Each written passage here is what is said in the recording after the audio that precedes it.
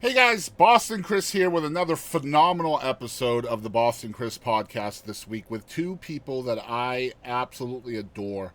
I've been friends with Crystal and Will Yates for, gosh, at least 10 years. She is mine and my wife's favorite female vocalist. We love her voice. And Will is just one of the best musicians around. So excited to get into their story today. Once again, my third interview ever with Will and Crystal. I hope you guys enjoy it. Let's get into it. It's Will and Crystal Yates on the Boston Chris podcast. It's time to jam. It's time to mingle. It's time to see what everyone's drinking. It's time to jam. It's time to mingle. It's time to see what everyone's drinking. Until we all lose connection.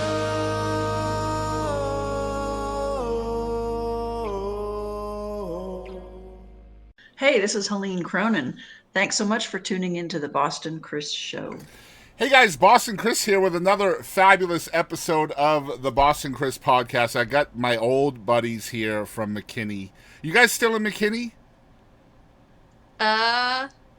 Yes. I mean, we're in Anna, so it's a little Okay, north of McKinney. yeah, sort of the same place, I guess. But yeah, man, I got Crystal and Will Yates here. This will be like third or fourth time that we've chatted, and these are two of my favorite people in the whole world. How y'all been? I think we're doing paper, rock, scissors underneath for who's going to talk. Okay. I think we've been doing great. We've been doing awesome. It's been really good. It's like the fella says, you can always stop and smell the roses when you're running with them in your hand. So, Yeah. That's kind of where we've been the last little while. But it's been great. I wanted to mention, too, just recently, 27 years of marriage. Happy anniversary to y'all. Yeah, to each other. It's been Yeah, great. I know. Crazy, right? Yeah. Thank So, you. so what's the secret behind that? Can't wait to hear this.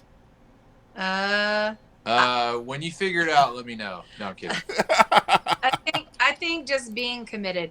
I really Yeah. do. I think being committed because I think, like it's that initial, I call it chemical love when you first meet and you're like, oh my gosh, there's the attraction and there's all that going on. And then you start doing life together. And honestly, it's your commitment to loving one another, honestly, that will carry you through. Yeah, I agree. And it's just being willing to grow with each other, too, right? Like, Yep. just, 100%. yep. I can definitely say like there's elements of the people we were when we met, but there's been a lot of changes too. Of There's a lot course, change. yeah. Yeah. There has to be And- growth on each side. You're learning each other, and I mean, there's a lot of compromise in that growth too, right? Just learning each other and what the other one needs and wants from you, really. And you have two choices. You can either grow with that and evolve with that person, or you can put a wall up to it, and it's going to end. I mean, it's that simple. Pretty much, yeah. Yeah, And I think you have to be willing to grow and to let another person grow. And change. absolutely. Yeah, You have to be willing to humble yourself and, do the work. Like, go to counseling, go do all the things that you've got to do because I think no matter who you're with and in what relationship you're in, you're going to, your warts and all that is going to show. Like, it's going to show. yeah. It's whatever it takes, essentially. Really, if you Yeah. care about the person, it's whatever it takes. That's right. Man, first, again, we've got a couple of songs today from a prior performance that Crystal and Will were part of from our friends in the Music Room studio in Waxahachie. Randy Treadway lets us use the performances from there. And the first one is the brand new single, Ain't No Grave, which is an obviously well-known song out there. Why did you guys choose to release this as a single? And it's been a minute since y'all released anything, too, so talk about that as well. Yeah. I think part of it's just been timing. We're kind of more about quality than quantity, Right. in a lot.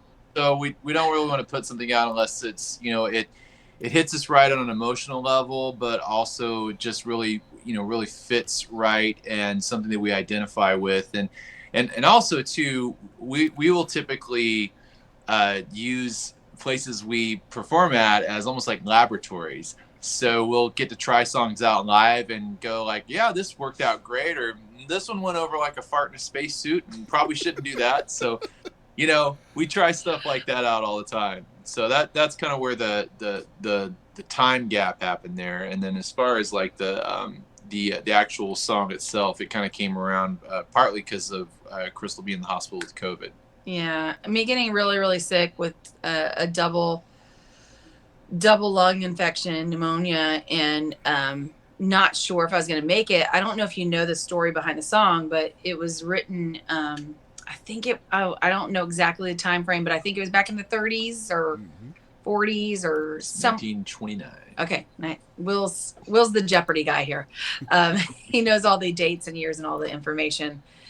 And so anyway, he had written this song, you know, back in 29 when tuberculosis was going around, and he was a 12-year-old boy, and his parents, and he thought this is how it ends. And his parents prayed over him. And after they prayed over him, he sat up in the bed and started singing There Ain't No Grave. And not only did he end up living and getting over tuberculosis, but he became a well-known gospel singer for his time. Yeah. And so I related to that story. I'd been singing this song for years, but when I heard the story behind it, and that it's written by this young boy who had this really bad lung disease, you know, lung infection. And I really related and resonated with that because, I mean, when your life is on the line, I think that's where your faith is tested and goes down in the fire. And usually if something goes in the fire and goes in the crucible, it comes out more pure. And so his story and my story really were linear. And I thought, I have to cut this song because that's my story as well. Is, you know, I just said, okay, we're going to live. We're going to do this. We're going to just keep singing. And I really literally did that in the hospital about day 10. And they had maxed out my nasal cannula. They had given me as much oxygen as they could. And they said, you know what is next? And I was like, oh gosh, you know, I thought people don't come back after that. Exactly. And so I was like so afraid.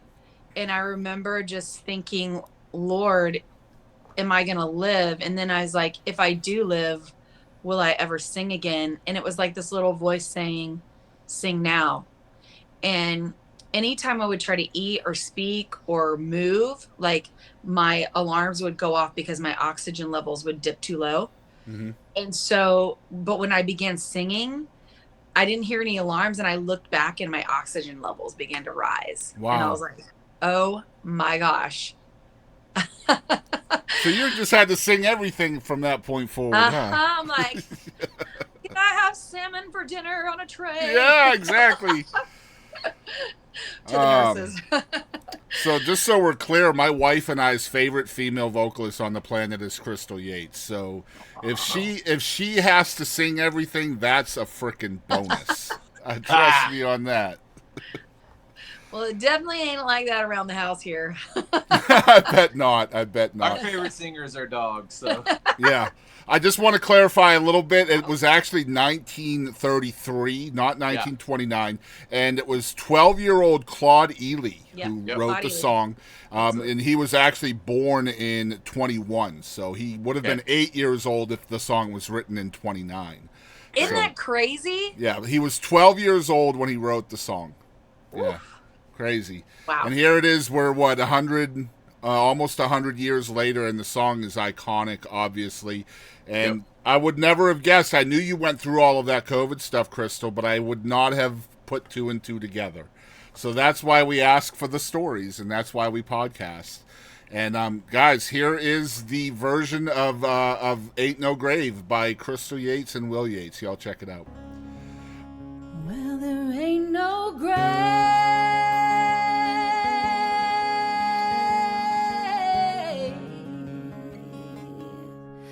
gonna hold my body down. Yeah. I said there ain't no grave, Lord, no, that's gonna hold my body down.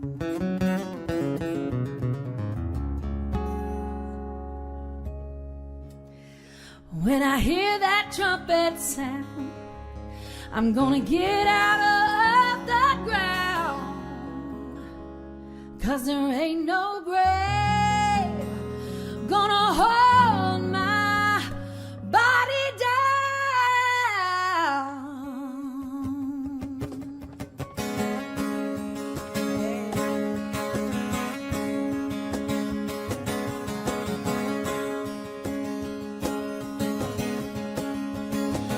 Well, there ain't no grave that's gonna hold my body down. Ain't no grave, Lord, no, it's gonna hold my body down. When I hear that trumpet sound, I'm gonna get out of the ground. Ain't no grave gonna hold my body down.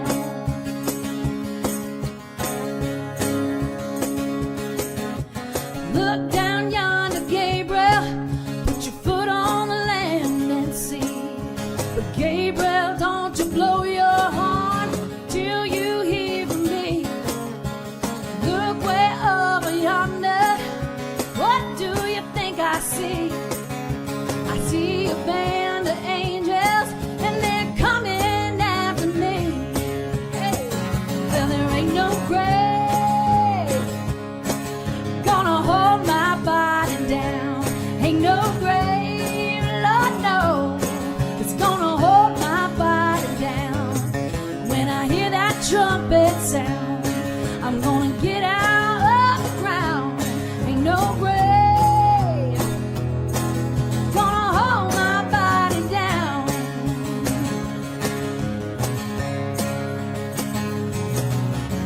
Meet me, King Jesus, meet me. Meet me in the middle of the air. If these wings should carry me, I wouldn't need another pair. 'Cause there ain't no grave, Lord, no, gonna hold my body down. Ain't no grave, Lord, no, it's gonna hold my body down. When I hear that trumpet sound, I'm gonna get out of the ground. Ain't no grave gonna hold my body down.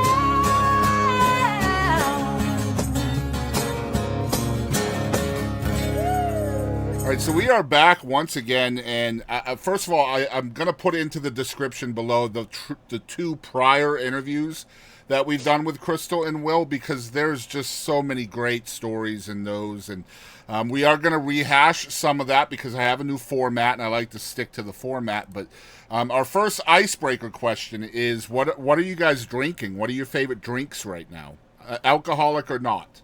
Oh, okay. I was like, I have discovered unsweet tea and a Topo Chico lime. It is like a magical elixir. It's a potion. After you've been working in the yard all day, that tastes incredible. Okay. So might be weird for some folks, but I'm all about it. I'm all about the straight up coffee. Like it's my medicine. It's, I wake up when my feet hit the floor. I'm like, it's time for coffee.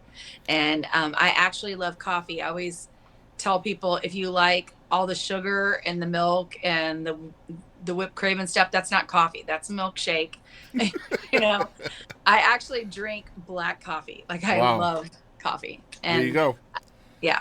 I did not drink coffee until I was 46 years old.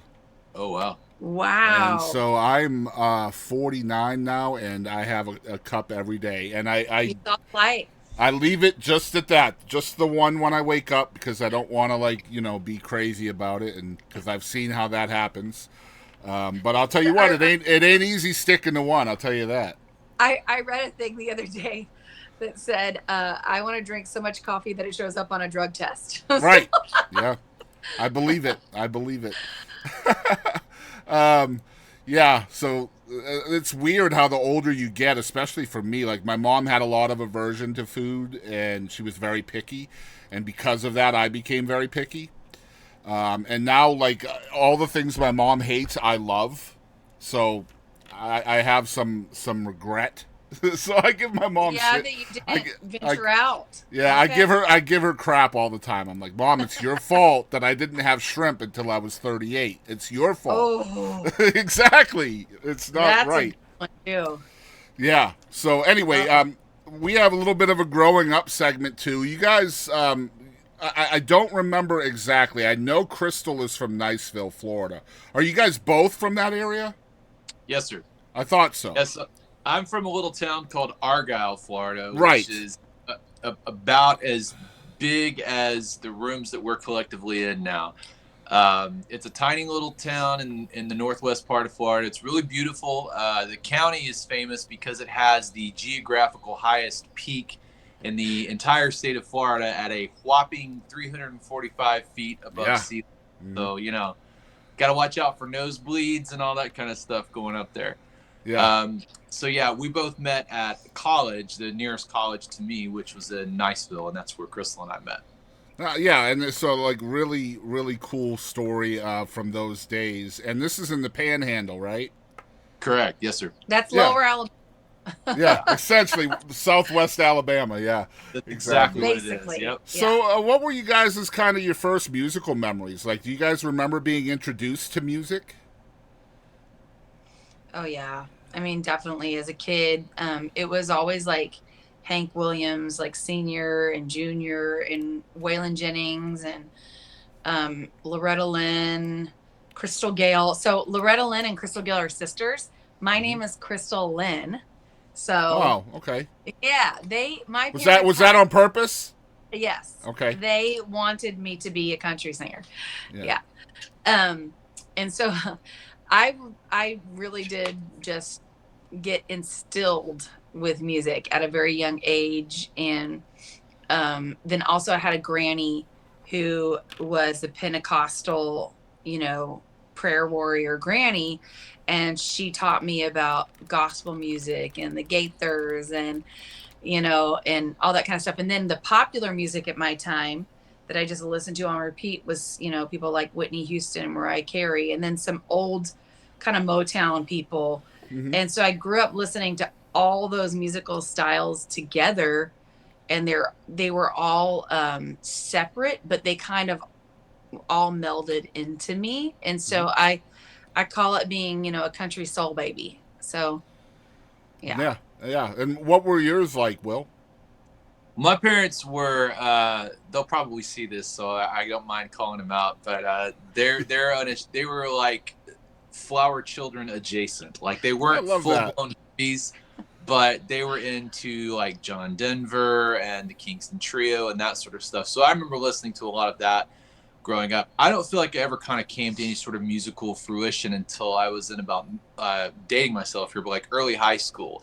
So that was when, middle school for me. So that was when the country music class of '89 sort of came out. So Clint Black, Garth Brooks, Alan Jackson, all those guys.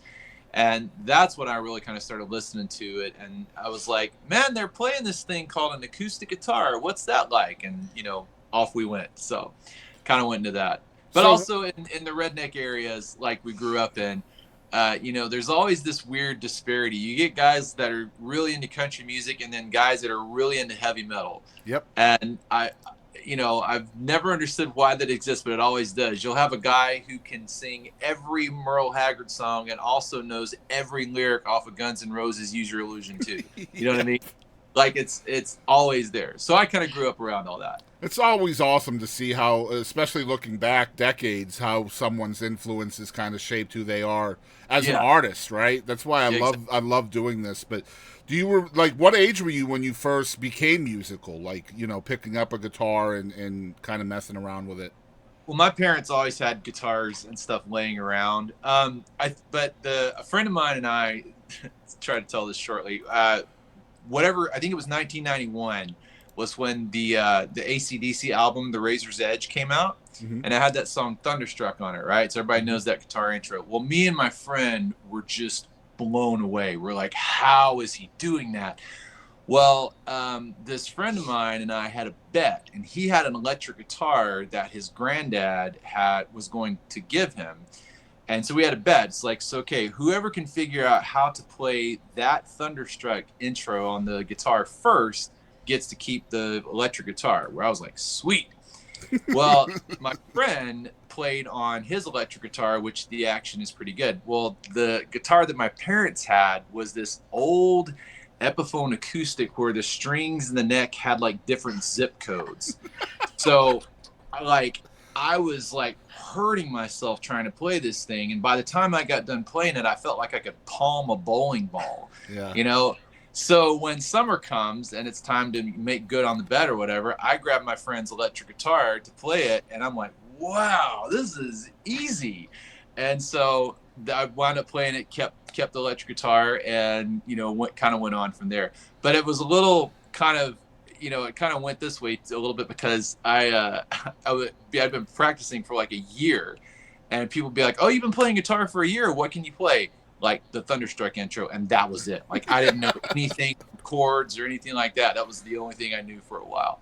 But eventually kind of went on from there. That's amazing stuff, man. I love that. And I mean, we talked a little bit about Crystal and her vocals, just otherworldly. And I wanted to talk to you. I've never been able to chat with you about your voice as an instrument. I know that's probably going to be really important to you, but I've never asked you the question. So talk about the obvious strategy that you have with your instrument, which is your voice. Okay. You mean like... Just how you deliver a lyric, how you write songs around your voice. Just kind of expound upon that. That's a cool question. I think that I really, what's important for me is that when I sing a lyric, that I really, it gets deposited into my heart. And so I think I love singing songs that have touched my heart, or I love writing lyrics that mean something to me. So if a song's touched my heart, as a songwriter, there's, you know, I love to write songs and lyrics that I love, and things that I've walked through and experiences that I've had. And so those are easy to get your heart touched by. But there are certain songs, like when you hear them, they immediately do something, you know, in your soul. And so I love singing songs that I might not understand, like the song Your Cheating Heart, but there's still something about it that went down into me, like as a kid, hearing that song, like, it made me empathetic, you know, for somebody who would walk through something like that. So I think music evokes an emotional response in me. And so that's a lot to do with my instrument. Is if I'm emotionally invested in something, then I want to sing that, and I want to deliver something that has an emotional attachment to it. So that's important for me as a vocalist, but also as a songwriter and somebody who selects songs. Mm-hmm. I want it to be connected to my heart and my emotions when I sing. Man, I love that. I love that answer, and I've got a follow-up too, because I feel like with you, I've seen so many of your shows. I've been to, gosh, half dozen at least, and I mean, every time I see you guys perform, that feeling is there, the passion is there. How do you kind of avoid the eroding of that passion and that feel because of repetition? Because you're playing these songs a lot, you're performing them for a lot of different audiences. So how do you avoid the erosion of that passion? I think for me, I'm a very passionate person. You can ask Will. When he's dipping out of the screen right now. When I'm mad, I'm really mad. When I'm happy, I'm really happy. When I'm sad, I'm really sad. And I think a lot of artists, you know, are very definitely in touch with their heart and their emotions. I very rarely run across people who are separated from that. And I think for me, it is something that drives who I am, is passion. And so it is actually kind of almost difficult. Sometimes I would love to be able to just like get out there, sing the song, don't cry, don't, you know. Right. I would love sometimes to be able to get out there and do my thing without getting over emotional, because I can be shaky sometimes when I'm singing something, or maybe I've had a really, really hard or trying season. And, you know, I really like, I went and did a few shows, just recently. We did like a little tour, And I think every show I cried. I'm pretty sure. Yeah, every show. Mm-hmm. I cried. It's so impressive to put yourself through that vulnerability all the time, every time, right? Like, Yeah. it's just you never mail it in, and I've just always been so impressed by that, you know. And it's just awesome to witness. Well, thank you. Yeah. I think that's what drives me is I want the human connection and I want that with other people. I want to be vulnerable because I feel like the world is a better place. When one, we can be vulnerable, and two, when we can be trustworthy with people's vulnerability. And so it's kind of like my mission to be vulnerable in hopes that it would help others to come along and to open up their heart to how they feel and get in touch. I know that is so artsy sounding, isn't it? I mean, It's great. I mean, it's great. It's atypical too. I mean, it really truly is, right? Like it's right. I feel like that's one of the hardest things to do is to write something from your soul or your heart and then openly share that with as many strangers as you possibly can over and over and over again. Yeah. Just reliving that hurt sometimes, right? It's just super impressive, and I don't know how y'all do it, to be fair. Honestly, I don't know what else I would do. Right. Yeah. And I get that too, right? Like it's part of you. It's just part of your DNA. Let's back up a little bit. You guys mentioned that you met in college. I'd like to get kind of not just hear about you guys meeting each other and all of that, but I'd love to hear when you guys knew when you kind of lined up musically, because you guys are just, the chemistry is off the charts when you're all on stage. When did you guys kind of learn that was a thing with each other? When Crystal put me in a headlock and said, "You're going to play for me, boy." No. Pretty much every show, that's how it goes. Yeah. Like, She said, yeah, learn something other than Thunderstruck. Gosh darn it. Yeah, that was right. Crystal was like, "Oh my gosh, you know AC/DC's one song." No, I'm kidding. It was actually pretty instant. So how it worked is we knew of each other, but we didn't really know each other that well. We were in a performing group in our college, and a mutual friend of ours kind of paired us up. He wanted us to play for his brother's wedding, and he was like, "Listen, she sings, you play piano. You guys do this song that I've written for my brother." We're like, "Okay, cool." And so it was kind of instant. Like, we were just playing piano and stuff at our college rehearsal room, and we had the same set of influences and had the same kind of likes and all that sort of thing. And I think it was probably, I don't know, a few weeks or so after that, we were already writing songs and stuff. Wow. And recording things. So it was pretty instant. Yeah, for me as a girl, as a female, I think some of us girls like are born ready to find our husband and have a family. Like, some of us just have that in us, you know? And I think for me, the experience was a little bit different. Like, I walked into the rehearsal room and Will started playing the piano and I was picking out wedding dresses. I was like, I could wear, you know.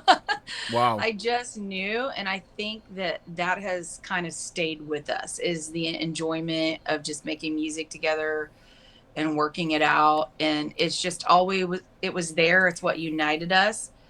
And, you know, sometimes even as we're going through, you know, rough patches, it's like, oh, we got to get it on stage and make music together. And it's been a constant. It's been there from the very beginning, and it's never went away. Yeah. Just to be clear, I didn't pick out any wedding dresses for me. Just to be clear. So. He didn't. Well, I want to see the ones that Crystal picked out for you, personally. Well, let's talk about that's a whole nother podcast. Yeah, it truly is. We'll plan that one later. Let's talk about the early songwriting between y'all. Was there a lot of kind of patience between y'all as you learned each other creatively at first? I wouldn't say there was it's just me. I wouldn't say that there was at first. Sorry. You're right there. Crystal's slinging a rod over here.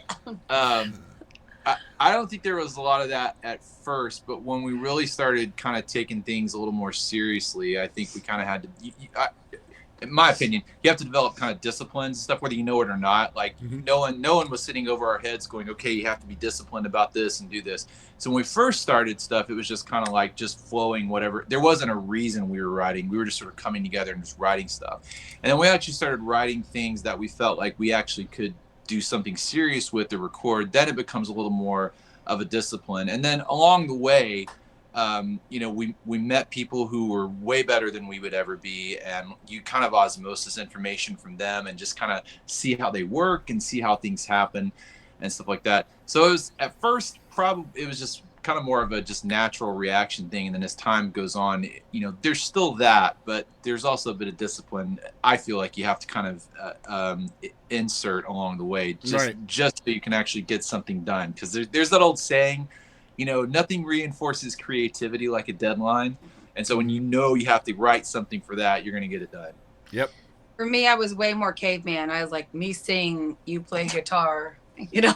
let's We do could this. have just gone with that answer. But no, I think for me, like it's been I think it's good. We're a little bit different, like how we approach some things and how we approach life. And I mean, obviously he has a beard. I don't, but I do. I think there's some differences. And I think that those differences coming together help the song. They help the writing. Mm-hmm. And there'll be times, especially since Will is he's a very proficient musician.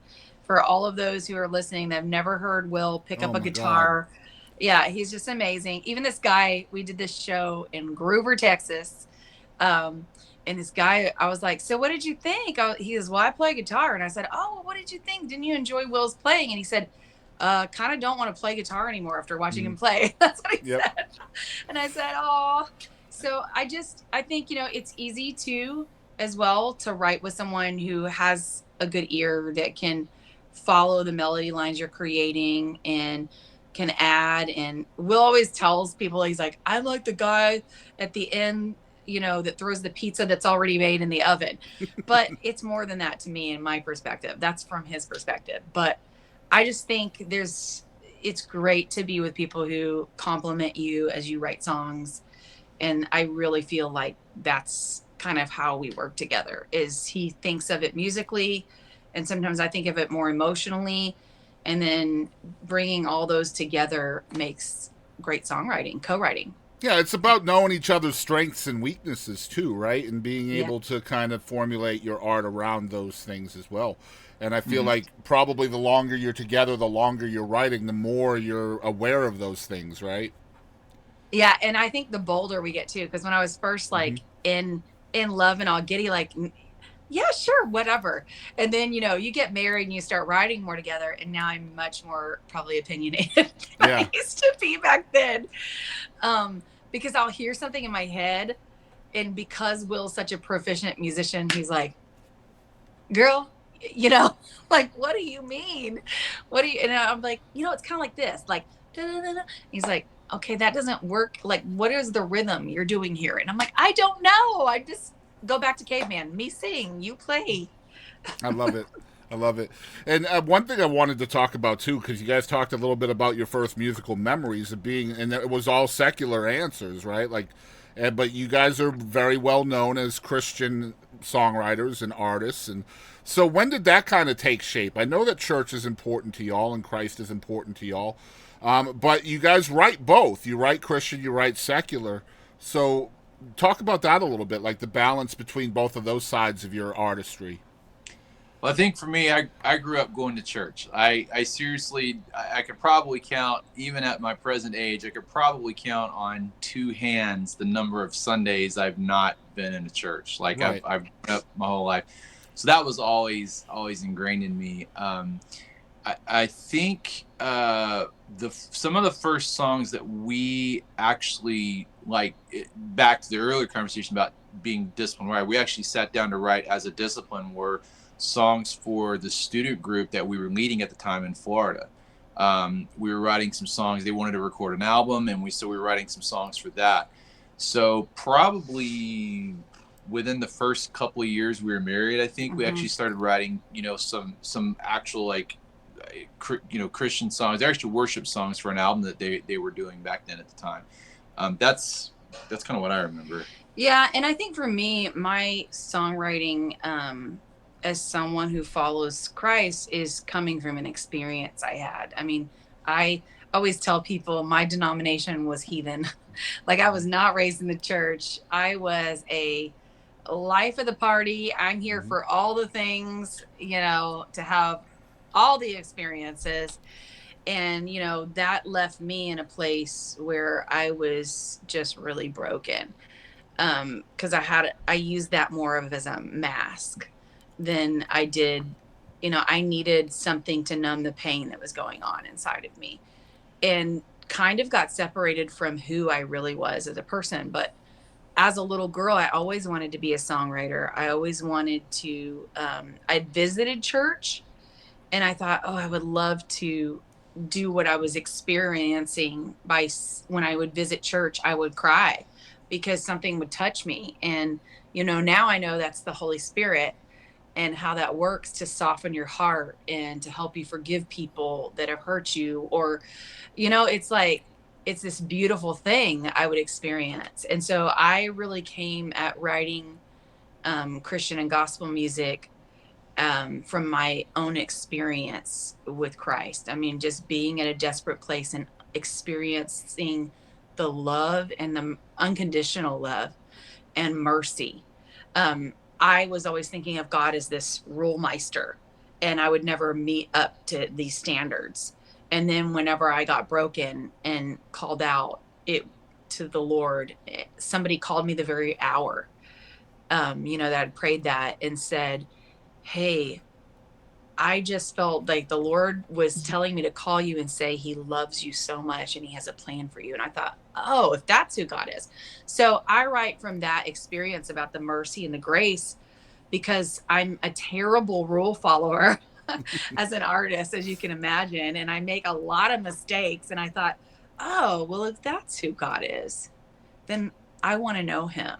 Yeah. And so I began to write from that place in that experience. But we write, like you said, we write also, country heartbreaking cheater songs. And I've, written songs for one of my friend's ex-husbands that's really angry, and I write that out of life experiences, because is God not with us in all of that, Right. And hey, look at the Song of Solomon, the book of Song of Solomon. That's a pretty steamy book in the Bible. And that's about a love, a man's love for a woman. And I mean, so there is that. God is with us when we've been heartbroken. God is with us when we fall in love. God is with us when, we're the ones doing harm to people. I mean, he really is. He's with us in all of it. And so I love to write songs about the life experience as a person who follows Christ. Yeah, good stuff. I love that. Another thing I wanted to talk about with you guys is being in the studio. Your roles in the studio. I know that Will is producing some of your stuff as well. So let's talk about Will as a producer. What is that like for you, man? I produced a lot of gas. No, I'm kidding. Sorry. Well, I've been I'll just say I've been incredibly lucky, blessed beyond you could possibly imagine, to just have been in the same room with some of the guys that I used to read album credits on. I mean, just I've been so lucky. And so just the process of osmosising off of those guys and how they do. The biggest thing that I really get a kick out of creatively is getting inside someone's head and getting in between their ears and trying to really extract, not just what they're hearing, but I want to hear like who influenced them, like what sonically things speaks to them, not because it's what's popular or what's trendy, but it's just because it's what you like, and you like that for a reason, but you were tailored by certain influences. And so it's really extracting all of that kind of stuff out. From a production standpoint, I've never really cared about what's trendy or what's happening, because me personally, I'm not really trendy or happening one way or the other. So like, I don't really care about what's popular at the time. It's like, what do you like as an artist? What scratches your soul? What melts your butter? And if that means it's a country song with a tuba or whatever, awesome, that's great. If you like it, that's all I really care about. So it's a lot of like really figuring out what what is in between an artist's head and what's something that they really like, but also what's something that's, that I like and I kind of resonate with as well. And so it's kind of a balancing act of figuring out, what's the sonically the right direction to go. And then also if you're lucky enough, and I've been in several situations where you are able to get the right kind of players around you. And, I think who was it? General Tommy Franks said in a book one time, like the first thing any good leader does if he's smart enough is surround himself with people that are smarter and more talented than him. And so I'm very, very lucky that I get to play with music with guys that are far more talented than I'll ever be, and they only make you better as a musician. So it's kind of all of those things. Like, let's look at the music, the artists, the influences, where that all comes from, get the right guys in the room. And if all of those things are tracking, then usually you make something that can be pretty magical sometimes. Not always, but a lot of the time that's kind of how it happens. I love that, man. Good stuff. Another thing I wanted to chat about, you guys are truly independent artists, and what I mean by that is literally everything you guys do, you do together, whether it's marketing or promoting or playing the shows, writing the music, producing the music, doing worship together, doing all of those things. You do it together. You guys are truly independent, an independent couple when it comes to your career, your artist's or whatever you want to call it.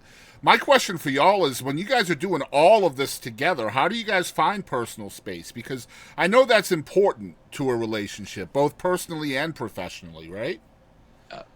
You see this door behind Crystal's head? That's a scream room. Yeah. No, I'm kidding. Just lock ourselves away. Yeah. No, it's like you said to your point earlier about, long-lasting relationships, we kind of have a no one gets out alive clause. So, for us, it's been really just a matter of, we've got things we want to set out to do. And, there's always the next thing that we're working on or that we're thinking of. So there's not a lot of space there, but I mean, we do find times where we kind of, we'll break away for a while, or we'll go do something like that on their own. So I think I think we kind of find moments throughout the year or the month or whatever, just to kind of go from there. So I think, oh, sorry. I had to do one thing really quick. I'm so sorry. Sorry. It's okay. We were getting in text messages distracting me. Okay. Sorry. I think, Will and I are very, very yin and yang as far as like what fuels us. He's more of like, he says, I run off of solar power, like I love, like I'm all out there. And he said, I like to recharge on a battery charger by myself, which I think that you have to learn to respect how people charge. And so I respect that about him, that he needs some time to charge. And then for me, I need to go out with my friends and keep my friend circle where I'm having fun. And, we can't just always recharge with each other. And so I think that's a good thing. I think that's healthy in a marriage. I think it's healthy that there's all these things that you do together, and we do a lot more together probably than most couples. Yeah. And so for me, it's important for me to get away with the girls, have a little fun, go out once a month, and there's different girl groups that I run with. And that's how I recharge. And also just by sitting and creating myself, creating and just writing out songs, writing out thoughts, writing out just ideas and journaling. So I think we very much have, even though we're always working together, it seems like in some capacity and form, we both have different ways that we get refueled. And I think we both keep doing those, Yeah. Yeah, that's brilliant. Yeah, see, for me, like I have the studio out here, and sometimes I'm out here working, sometimes I'm out here playing. You just never know. But and then she'll be in her crafting spot where she likes to diddle and daddle and paint and do all of her things. And I understand that that's her spot. This is my spot, and sometimes we just have to go to our spots, right? Yep, you do. And then sometimes it's good to play together, like yeah, absolutely. You have to have that too, of course. just Yeah. go out, like we love to travel, Will and I do, and we love to eat good food.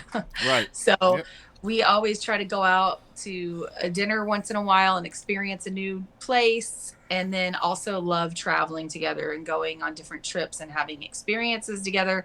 So I think, go play and refuel, and then also refuel and play, Yeah, of course. Yeah, you got to have all of that, man. So you mentioned earlier, Crystal, that a lot of times when you're writing from personal experience, personal feelings, just things that you've gone through in your life. And I know many songwriters do that. That's obvious. What I wanted to ask you is, you also mentioned that a lot of times you're releasing songs because you think that personal experience that you've added to that song will help somebody else. So how do you decide which of those songs go out and which ones you kind of keep to yourself?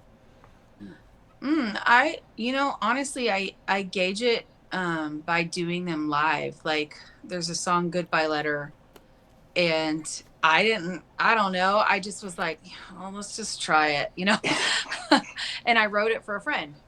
And we started singing it, and you could feel like a tangible electricity in the room. And I was like, oh, and then sometimes it's just a hunch. Sometimes it's like, well, let's just do this one, let's record this one, and just see how it does. Or you get a feeling about a song. I think it comes so many different ways, or somebody's like, oh my gosh, that song. Like one of the most surprising songs for me, personally, that did something I never expected is there's this song on YouTube called What Mercy Did for Me. And it was one I wrote with a bunch of teenagers for a summer camp. And I did not expect, even when we were all sitting around talking about the songs that to go on the album, I was like, we can put that one on there, I don't care. Ended up being the biggest song on the album. That's the way it works. And it went. So I think, fate gets to decide sometimes. And sometimes you don't know why you're doing things. And sometimes it's the songs that you're most passionate about, like, don't even go anywhere. So it's strange. It's, the people actually get to decide what songs they like. And so I'm always kind of open to just, yes, there's the songs I love to sing, and when I sing them live, I feel an electricity. But then there's songs we record that I don't even have that experience. They go out and they end up being the ones that are more popular. Yep. So it's crazy how that works, and I love that.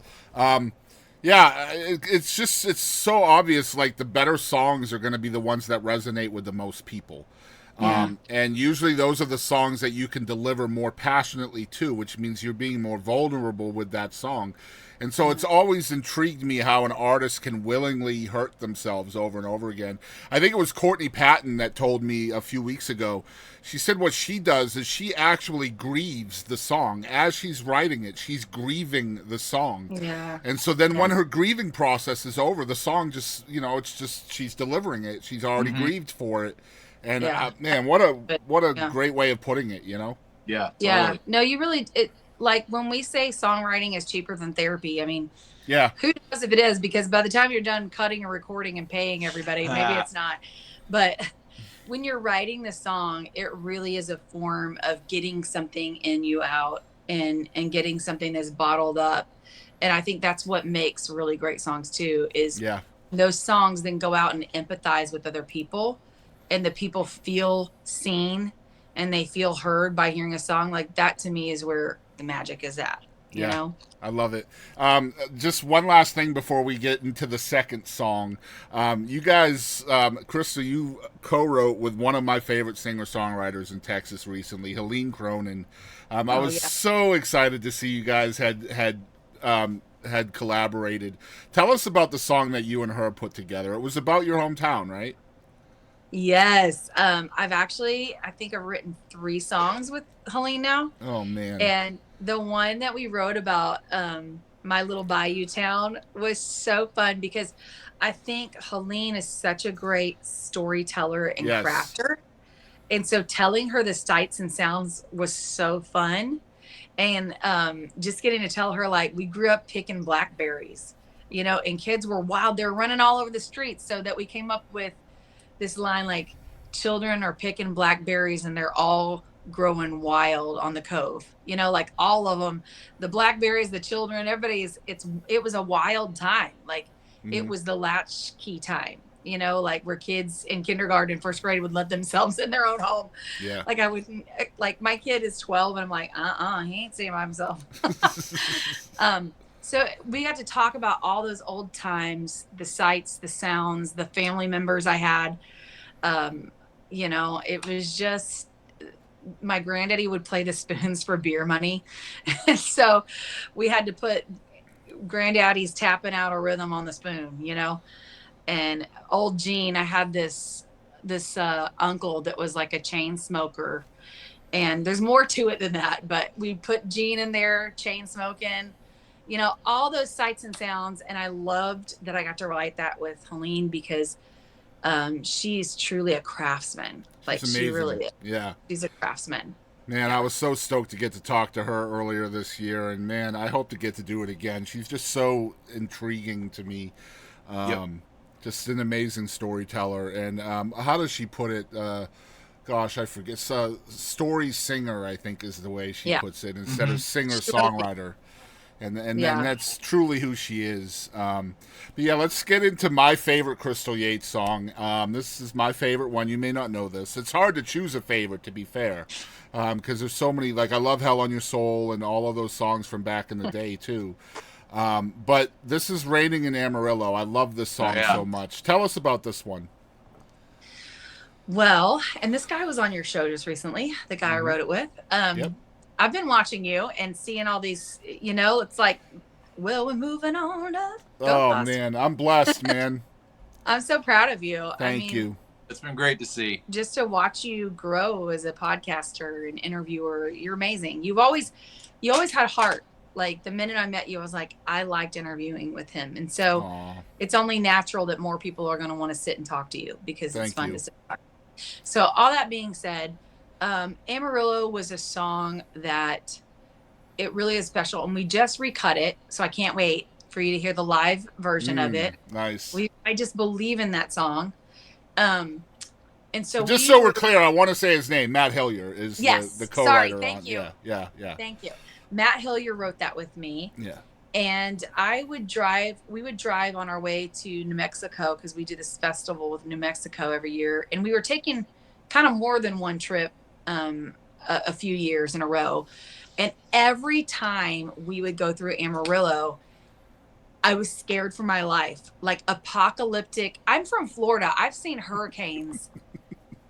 I'm not scared of hurricanes, but the weather we would meet up with in Amarillo, I was like, what in the, this is Wizard of Oz. This is Wizard of Oz. So as a songwriter, I just was thinking, it's raining in Amarillo again. And I just started singing that as we were driving through, and I'm rocking back and forth trying to soothe my anxiety. It's raining in Amarillo. I'm just like, just sitting there, writing this idea. And I kept it, the chorus, for a long time.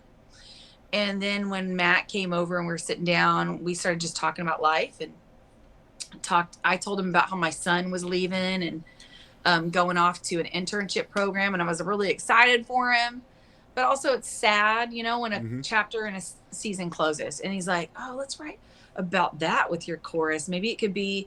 And so Matt's so talented too. I mean, ridiculously. We've got some talented writers here in the Dallas-Fort Worth area and in Texas. Just amazing writers. And so we just sat down and began, to pin that down. And he started thinking of different street names in Amarillo, and we put that in there, and it's one of my favorite songs I've ever been a part of. Honestly. Man, when I found out that Matt collaborated with you on this, it blew my mind, because this is not the style of song Matt is known for, right?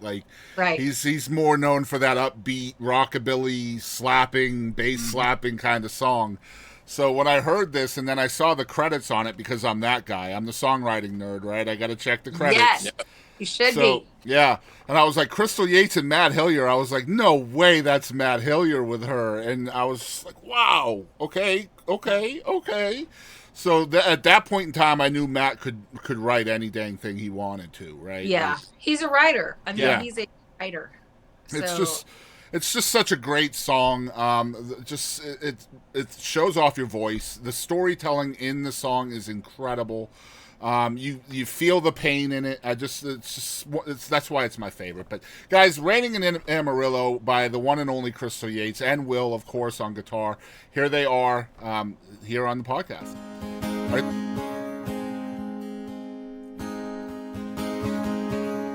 Thunder woke me up this morning.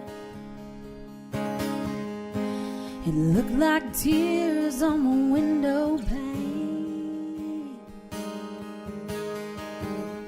Home lonesome came down without a warning. Wouldn't you know that it brought the rain? I tried to take a walk down Georgia Street. Can't say what's different, but somehow it changed. I passed that old place we used to meet. But since you're gone, it just ain't the same. Oh, and it's raining in Amarillo. Just look at it fall. Don't it be all you ever see? Oh, and it's raining in Amarillo. Ever since you left for New Orleans, I hope a clear blue skies above you. Well, I hope you're happy and the weather's fine. But just remember how much I love you, Helen. While you're out there smiling in the bright sunshine. Oh, 'cause it's raining in Amarillo. Look at it fall. Don't it beat all you ever seen? Oh, and it's raining in Amarillo. Ever since you left for New Orleans. Oh, yes.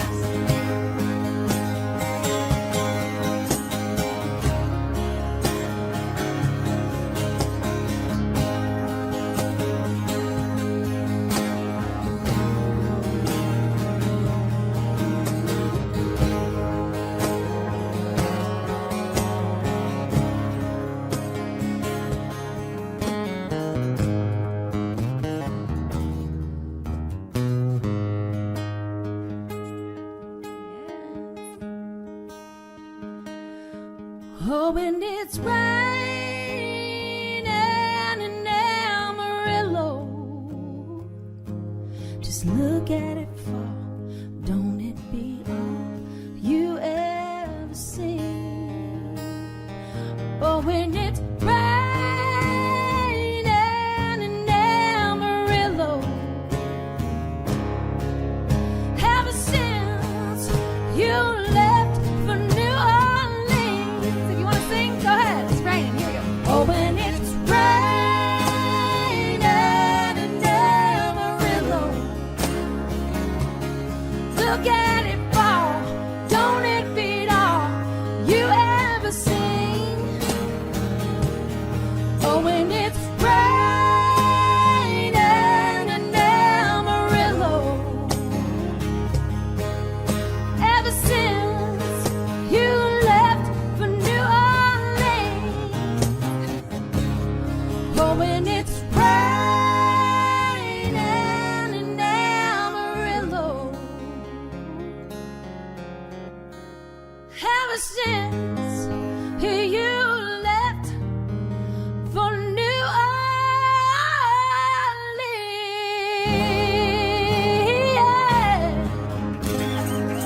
so we're back. We're going to have some fun with Will and Crystal. And you guys probably remember that I do some wacky stuff on this show. And so I still do. It's nothing like asking T.G. Shepherd where squirrels go during a hurricane, right? Okay, what was the answer to that? Yeah. I think he said that they become fish and they swim away. I don't know. Okay. That sounds right. That's good. Yeah. That's good. So Creative answer. we have a bunch of little segments here that we use for like TikToks and Reels and things like that. I think you guys will have a lot of fun with this. All right. Let's see here. We'll do this. All right, so the first one is called Did You Know? Can you guys tell us something that folks may not know about y'all? Let's see. Did you know that Crystal is a monster softball player? Oh, really? I was. Okay. Till I okay. started. So, Will, you just opened yourself up, right? Because you were supposed to answer about yourself, and now you have given her. You have now given her carte blanche. Yeah. Oh, okay. Now she can say anything she wants about you. You see what you did there? There's not a lot going on here, so. Oh. Oh, he said, "Give it your best shot, Crystal." That's what I heard. Honestly, Will should be on Jeopardy. That's what I would say about Will. Will is like full of. I mean, I hate to say useless information. There's been a couple times it's been useful, but for the most part, times, 2 or 3. Yeah, for the most part, like it's like, what in the world? How do you even know that? So he's a trivia Jeopardy king. So when that useless information bears fruit and it becomes useful, does he overly point that out? Like, I told you this was useful. Oh, he sends me the Randy Travis song, I Told You So, at least 5 times a year. Yeah, let's go. 5 times a year. Or he'll Let's go. sing it, and he does, also, too, he does impersonations of Sean Connery. It's like, wait, when did that happen? Oh, okay. So a friend of mine and I had this. Or this might be. You can cut this out. A friend of mine and I had this thing going on where it was called one-word impressions, right? Okay. And so it was where you would do an impression of someone, but the idea is that you would Just get one it word. just from one word, right? So one of mine was the actor Liam Neeson saying the word bananas, but it's like bananas. That was one. The other one was Jason Statham, the actor Jason Statham, and he's saying the words, "Do you know what I mean?" But it's Jason Statham saying it, so it's like, "Do you mean?" One word. So exactly. The Sean Connery thing was Sean Connery ordering at Burger King. I haven't done this in a long time. Sean Connery at Burger King, he just kind of goes, "Whopper Jr." That's it. There was a lot more in there. But There's no way that's getting cut out. All right. Next one's called Mount Rushmore. So Mount Rushmore has 4 presidents on it. Some say the 4 best presidents ever. Who would you guys put on your Mount Rushmore of songwriters? Ooh. And you each can choose 4. On the day you asked me, but I think for me, the Hank Williams, the senior, is number 1. I wish I could put him on every slot. Like he is just him, Willie Nelson, Dolly Parton. I mean, just all those country writers like that. And I don't know, I want to think about, gosh, that's so much pressure because I have so many. So you got one more. So you got Dolly, Willie, and Hank. Who's 4th? We'll give you his while I think about that one. Sure. Go ahead, Will. Different faces are.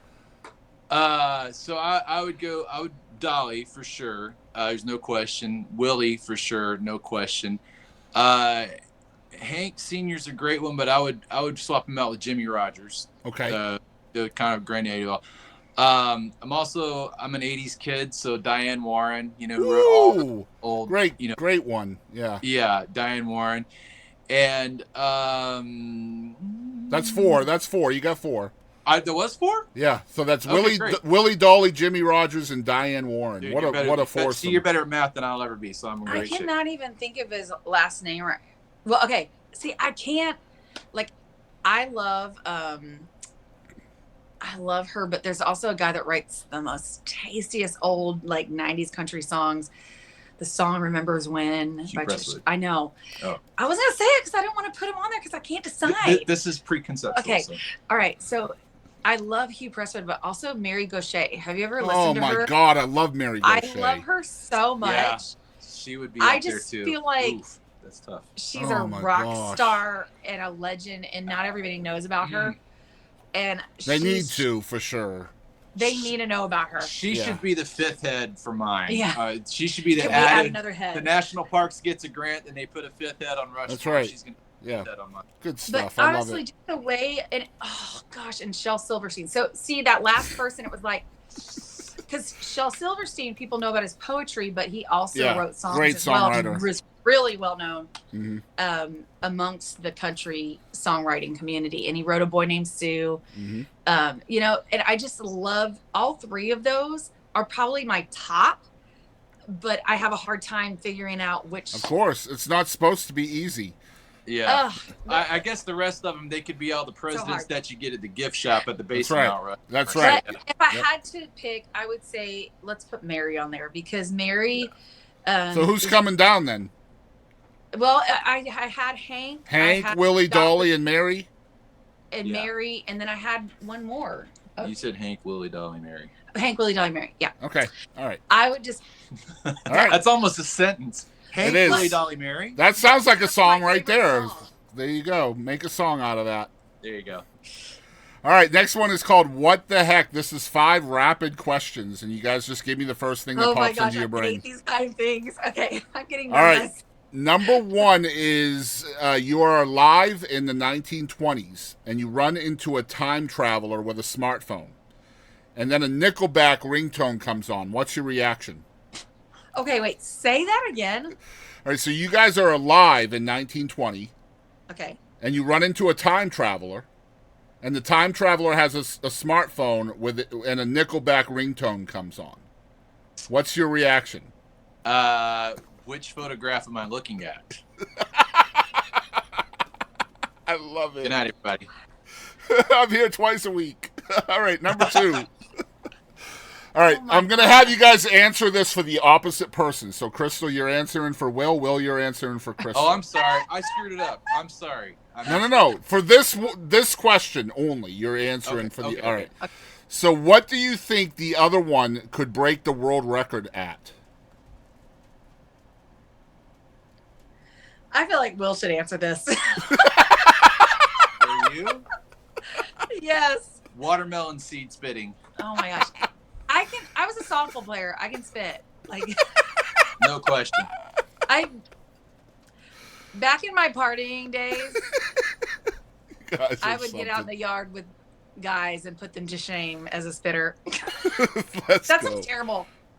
Watermelon spitting, seed spitting. She's Yes. called Guinness. All right, what Thank about you. Will? You have to do me. Oh, okay. For Will, Yeah. I mean, I have to go back to the useless information. Like I'd put him up against anybody. All right, Yeah. number 3. On a scale from 1 to 10, how intolerable do you find baby pictures on social media? Oh. Hmm. I Depends on if the baby's cute or not. You don't get a depends here. Oh, It's- sorry. It's I didn't 1 to get 10. yeah, it's like I'm sure they're cuter in person. I'm sure.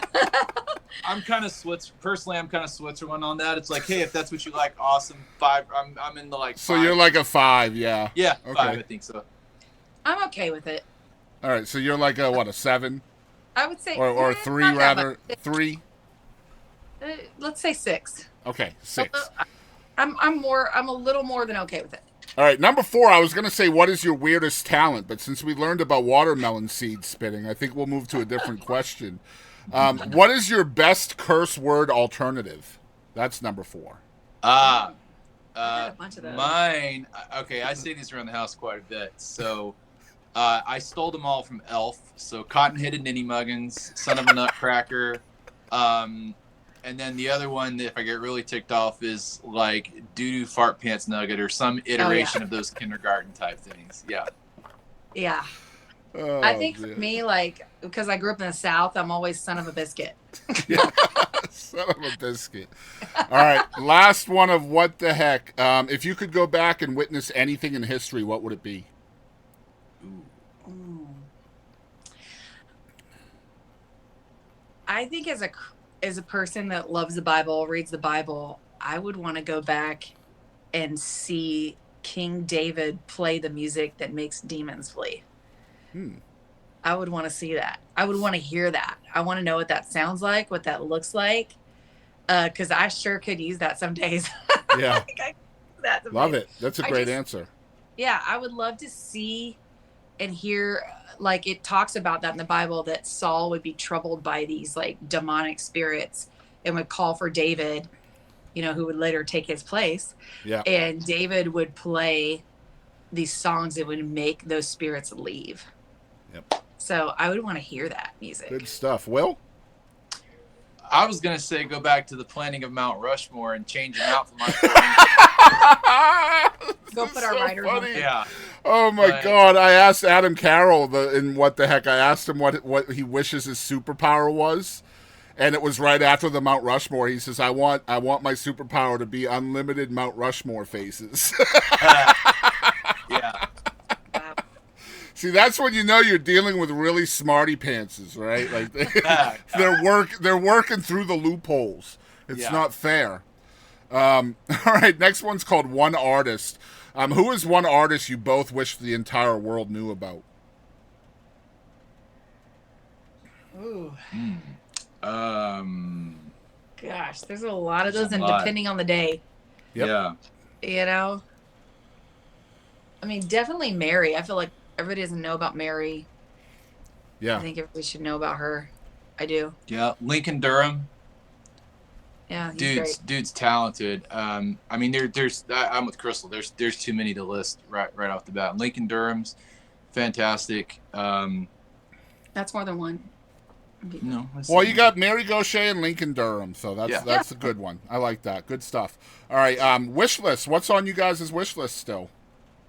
Something you guys haven't done yet that you want to do?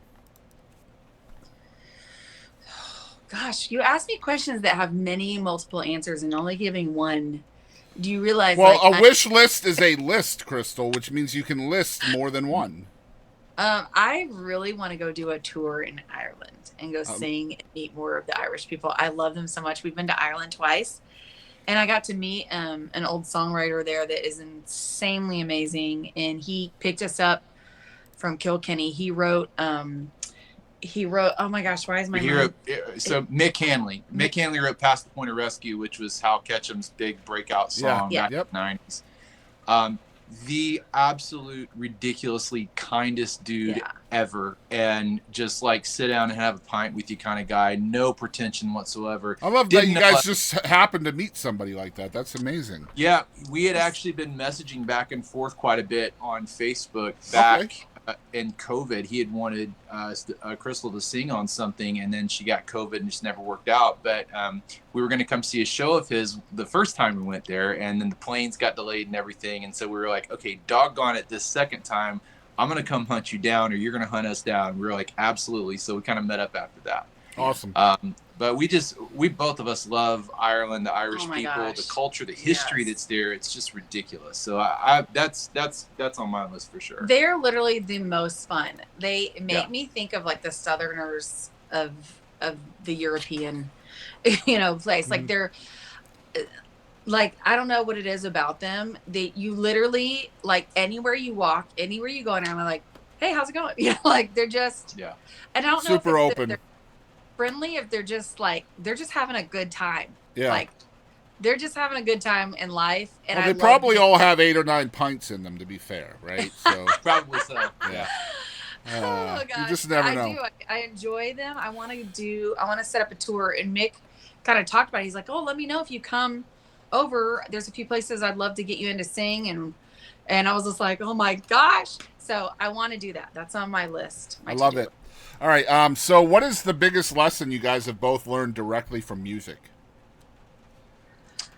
For me, it's the old thing that you're taught, and until you actually do it, but it's it's the space. It's a good. You've always heard the adage of a good jazz musician knows when not to play, and that's true of any musician. But it's also true of any like good, performer or artist or singer, is learning to just be okay with the space and silence. I think a lot of music.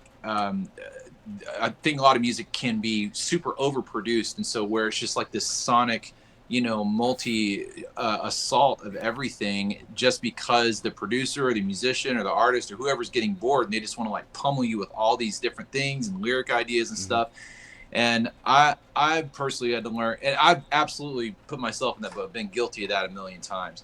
So for me, it's kind of like been learning to just let space happen, let a moment hang, let a lyric hang, let the vocal run hang, let, just the echo of someone's voice just be pretty and beautiful. Yeah. So kind of learning to reckon with space and music and performing has always been, that's been a lesson. And I don't know if learned is the exact past tense verb to use. It's something I'm constantly, working on. I love that, man. Steve Dorff told me he wrote scores and scores of movie stuff, and wrote I Cross My Heart for George Strait and a bunch of other songs. But he told me the most profound thing he ever wrote into a movie score was silence. Yep, I believe it. I was like, oh my gosh, man. Wow, it's tough to do.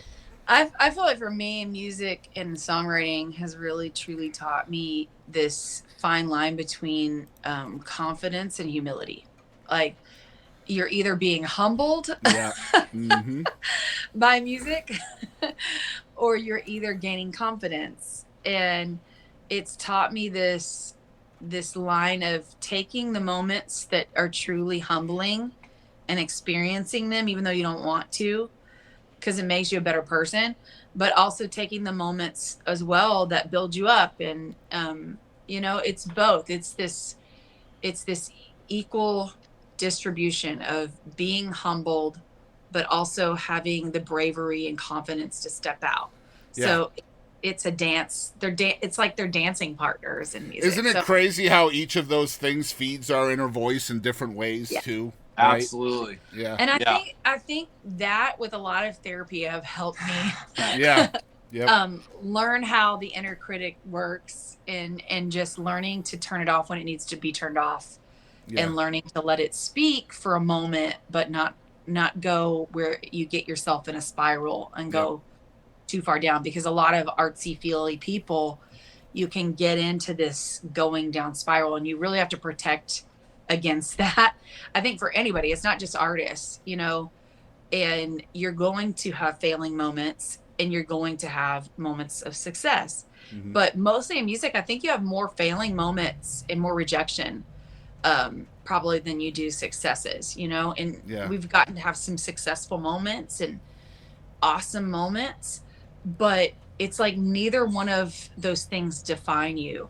It's more about, learning that you do what you do because you love it, and for me, because I love people and I love community. I love that. It's like if you think of it like a tug of war rope, right? You got that flag in the middle, and whenever the flag gets to one side or the other, that's the winner, right?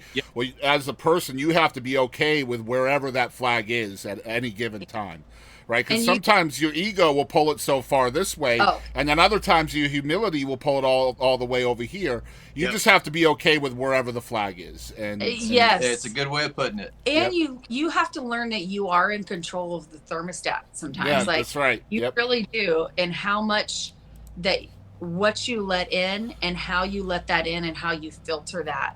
Like, I had this one songwriter, she's written like, I Guess You Had to Be There for Lori Morgan and some other hits. And she gave me the most amazing advice. Her name is Barbara Ployd. And she said, there's no such thing as negative criticism. There's only feedback if you take it that way. And that really helped me as a young writer to understand rejection is not this permanent stamp on you, but also success is not the permanent stamp on you. It's all just information to go into and cultivate you as a writer and as an artist. And everything's free flowing. It's always going to be free flowing. Nothing is solid in that kind of stuff. When it comes to, especially mentally, emotionally, nothing is black and white, right? Right. Next one's called Moment of Gravity. I have a feeling I may know Crystal's answer. We'll find out. Moment of Gravity is basically, I feel like as we grow older, we know who we are. You guys are artists. You guys are followers of Christ, things like that. You guys can kind of, or all of us can kind of look back in time at that one moment in time when our path kind of led us to where we are today. Do you remember what that event was that kind of led you where you are today?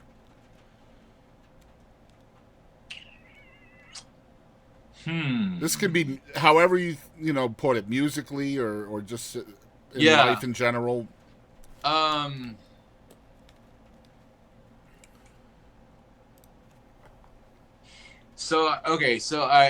think for me, I got invited by this girl I was into at the time. This is a long time ago. This is when I was in high school. Wasn't me. It wasn't her. No. She invited me to go to this Christian music festival in Atlanta, Georgia. And I, like I said, grew up in church. I didn't know Christian music existed outside of like hymns and cantatas and stuff, because that's all I had ever heard. And so she was like, yeah, we're going to go see this concert and all these people and singing and stuff. I was like, cool. It's at Six Flags over Georgia. Whatever music thing, cool. But I'm going to go like ride rides and stuff, and we're going to hang out, right, and stuff. And obviously that one didn't work out. But what happened was I got to this concert, and it was just opened up this whole other world for me. And I was like, oh, you can actually sing like decent sounding music, and it's about Christ and life and stuff like that. And so it was really kind of like an eye-opening moment for me. And I remember sitting in the second row of this concert, and the guy performing that night, I've actually gotten to meet a couple times since then, is Stephen Curtis Chapman, and he's written tons and tons of songs. Super nice guy. But I just remember sitting in the second row, sitting there thinking like, wow, all these people behind me, these 50,000 folks on the side of this hill in Georgia, like they're all excited about this. And this is like the first time I've ever experienced it. And so it really just kind of brought me to this place of like, oh, there's this, whole other world out there that I don't really know anything about. And so that's probably one of the key moments in my life for sure that kind of really kickstarted me into kind of where we are now. Yeah, that's probably one for sure. I like that. Crystal? Well, I mean, there is that defining moment for me that I talked about earlier, but I'll honestly just go into my first kind of real Grand Ole Opry experience.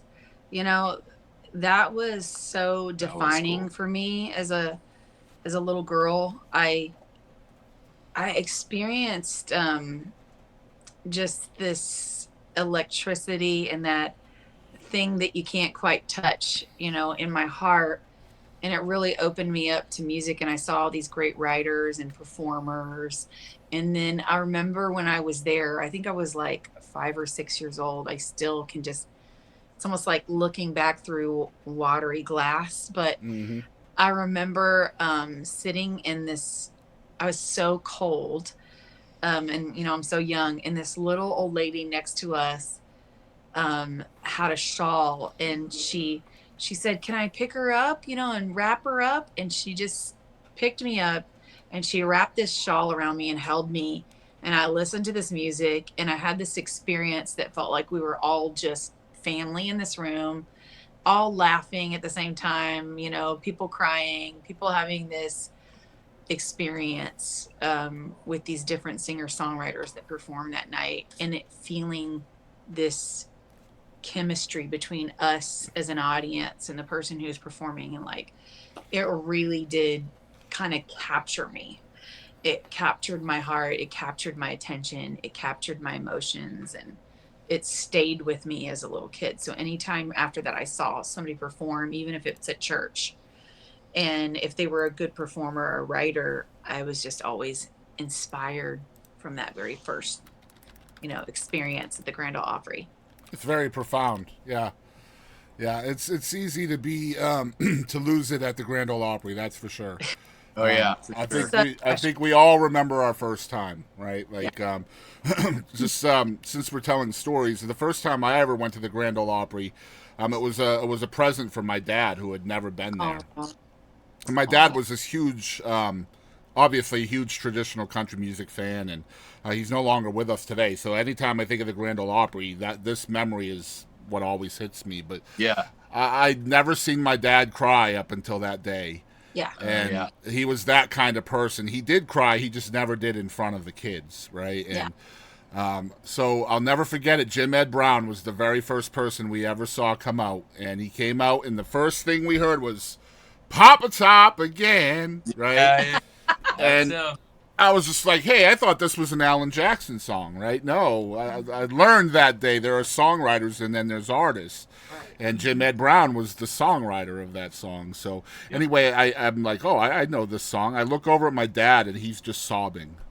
Yeah.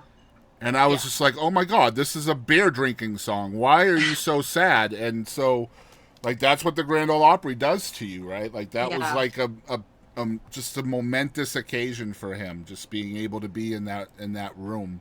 So I know how profound it is, right? Yeah, it's powerful. Yeah, for sure. So next one is, this leads right to this. This is called Grateful. What are the 3 things that you both are the most grateful for?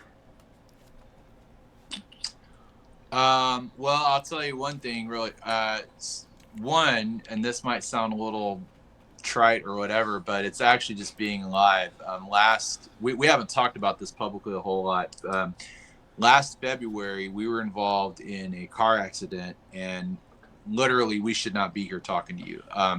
We were in the north part of Houston. We were going 75, and a drunk driver rear-ended us, and the cops said this dude was going probably 130 miles an hour.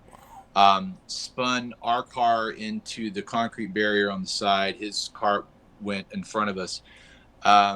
And it was crazy because when he hit us and all the airbags started deploying, it really felt like in Star Trek when they go shields, it was more like in the movie Inception, where the van is falling off the side of the river and it's just slow, but it's this peaceful atmosphere inside. It was like that. I'm gripping the crap out of the steering wheel trying to turn into the spin. But I felt like I looked over and I could see that Crystal was okay. And I looked back and Evan, who was our youngest, was in the back seat at the time. He was fine. And it just felt like everything was going to be okay no matter what happened. And the worst thing that happened was I had a seatbelt burn on my forearm, and our youngest had a seatbelt burn on his chin because he had just been doing this, with his Nintendo Switch. And so it was scary for like maybe 0.5 seconds, but then once we got out and realized we're all okay, it was like, oh my gosh, we're totally fine. The car completely totaled, destroyed. And interestingly enough, the cop was investigating the guy who hit us, investigating his car, and he waves me over. We've been playing an event with some friends of ours, and I had my bass guitar and the pedal board in the trunk of our car. So the cop waves me over. He goes, "Hey man, come here, check this out." And underneath that guy's front bumper was my pedal board from the trunk of our car, and it was totally fine. Bass and pedal board and everything was totally fine. Didn't mess with it at all. But that's really, things like that, it makes you take everything into perspective. And so we were just grateful to actually be standing up and no serious long-term injuries or anything like that, and all the insurance with the car and everything worked out. So that will change your perspective on how fleeting and everything life can be in a point in time. So that I think post-accident gratitude is a very, very, very real thing, as many other people who are hearing this have been in a bad car accident can probably testify to. Yeah. So is that 1, 2, and 3? Oh, 3 things. Topo Chico and then sweet tea. No, I'm kidding.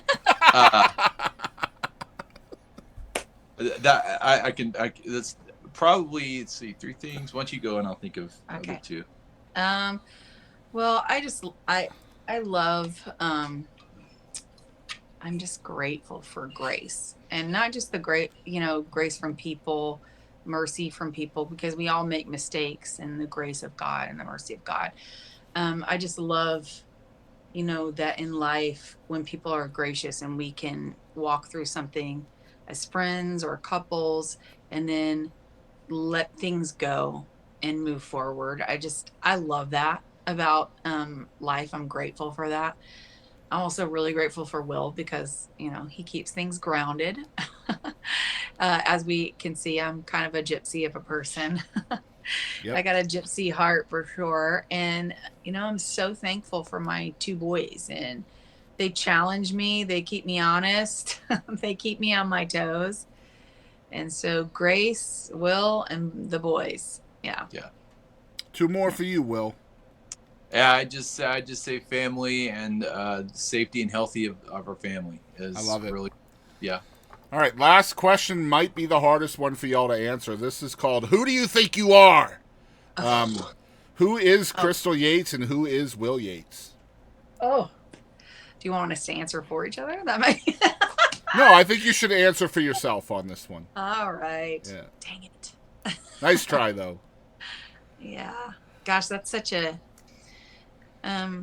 I always just say, I feel like I tell people at the end of the day, you know, songwriter, mother, all those things. But at the end of the day, I really, really desire to communicate with people. I feel like I love relationships. So I'm very relational person. And that comes through songwriting, that comes through mothering, that comes through being a wife, that comes through friendships.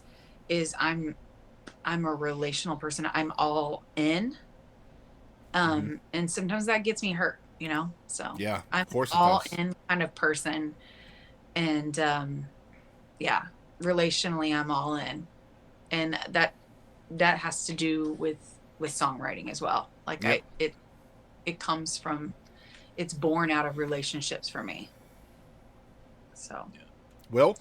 I think for me, I'm just like, I'm an amalgam of all different sorts of life experiences and you know, musical influences and things like that. So to Crystal's earlier point, the reason that I know that Megawati Soekarno Putri was the prime minister of Indonesia in the 90s is because it's all of these things that are just kind of conglomerated together. So I'm just grateful to be where I'm at now, and just having the experiences that we've had together, and knowing the people like you, not blowing smoke or anything, but seriously, people like you along the way is what makes the journey worthwhile. We've met so many incredible people, seen so many incredible stories, and just it's really amazing just the fabric that gets woven together just from like our experiences. And so to me, what makes the, you know, humanity great is all of everyone's stories just kind of all woven together. And so the fact that we get to be a part of just a little single thread of that is just super incredible to me. Yeah, it's awesome. I love it. Yeah, and it's so true. Like just meeting people and learning people's stories and yeah. And learning to be kind to other people, right? It's so important. And it's very difficult nowadays with so much division and you know, vitriol out there. But I feel like if people leaned on kindness a little bit more, you would hear more stories like that, and you'd be a lot happier for it. For sure. Yeah. I love you guys so much, and you too, buddy. Love you. And I've known you guys forever, and I'm just so happy for the new song. Let me tell you, everybody out there, what you should do to help these guys out. Ain't No Grave is the new single. You guys can spin that everywhere. You can call your local radio stations if you're driving around town and you need something to listen to. Call them up, tell them to play Ain't No Grave by Crystal Yates. That'll help them out a lot. You can stream the song. You can download the song. You can go to Crystal's webpage, which is crystalyatesmusic.com. We're going to put a link in the description for that so you guys can get to that easier. You can follow along on social media. And the best thing you guys can do is share. It's free to do. Share everywhere. The Facebook is Crystal Yates Music. The YouTube is Crystal Yates. The Instagram is Crystal Yates Music. So you guys follow everywhere, share a lot, and I love you guys so much. Thanks for being on the show. Thanks for having us, buddy. It's good to see you. Hey, y'all, this is Matt Hillier. Thanks for tuning into the Boston Chris Show.